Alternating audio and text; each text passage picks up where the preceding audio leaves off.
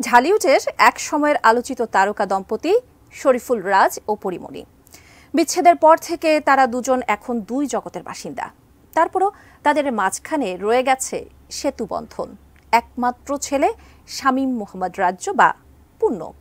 যদিও ছেলের সঙ্গে খুব একটা দেখা যায় না রাজকে, তাই ভক্তদের প্রশ্ন, বাবা কি তাহলে সন্তানের খোঁজ খবর রাখেন না? পরীকেও কি ভুলে গেছেন রাজ? জবাবে কি বললেন শরীফুল রাজ, জানাচ্ছেন শাহাদাত রিফাত। গিয়াসউদ্দিন সেলিমের গুনিন সিনেমার সেট থেকে চিত্রনায়ক শরীফুল রাজ ও নায়িকা পরিমণির আলাপ এবং প্রেম। একসময় চুপিসারে বিয়ে করেন তারা। তাদের সংসার আলো করে আসে এক পুত্র সন্তান। এরপর বেশ ভালোই যাচ্ছিল রাজপুরীর সংসার, কিন্তু হঠাৎই দাম্পত্য কলহের জেরে বিচ্ছেদ ঘটে দুজনের।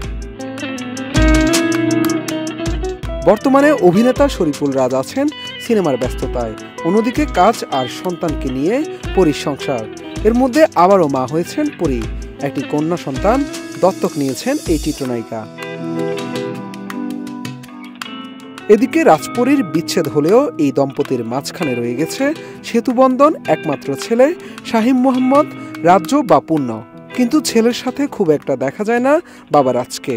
এমনকি পূর্ণের অসুস্থতার সময়ও ছেলেকে দেখতে যাননি বাবা। এ থেকে সমালোচকদের মনে প্রশ্ন, রাজ কি তাহলে সন্তানের খোঁজ খবর রাখেন না? পরীকেও কি ভুলে গেছেন রাজ? এর মধ্যে হঠাৎ পরীর প্রশংসায় পঞ্চমুখ হলেন রাজ। সম্প্রতি এক টেলিভিশন সাক্ষাৎকারে অভিনেতা বলেন, অনেক মায়েদের পরীর থেকে অনেক কিছু শেখার আছে। পরী যেভাবে তার ছেলেকে আদর যত্ন করে, তাতে রাজ্য একদিন তার মাকে নিয়ে গর্ববোধ করবে। চিত্রনায়ক শরীফুল রাজ আরও বলেন, তার ছেলে এখন অনেক ছোট, সে তার জীবনের গুরুত্বপূর্ণ একজন।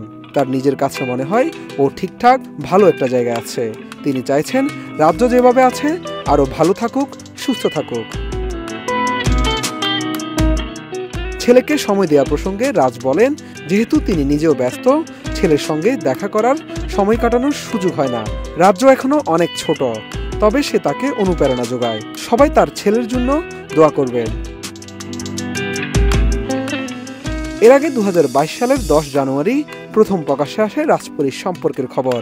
জানা যায় 2021 সালের 17 অক্টোবর গোপনে বিয়ে করেন আলোচিত এই তারকা দম্পতি।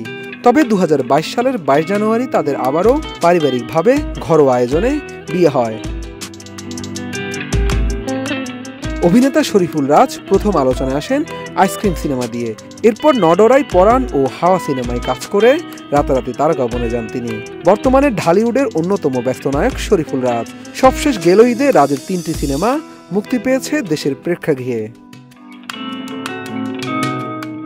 শাহাদাত রিফাত, এটিএন নিউজ, ঢাকা।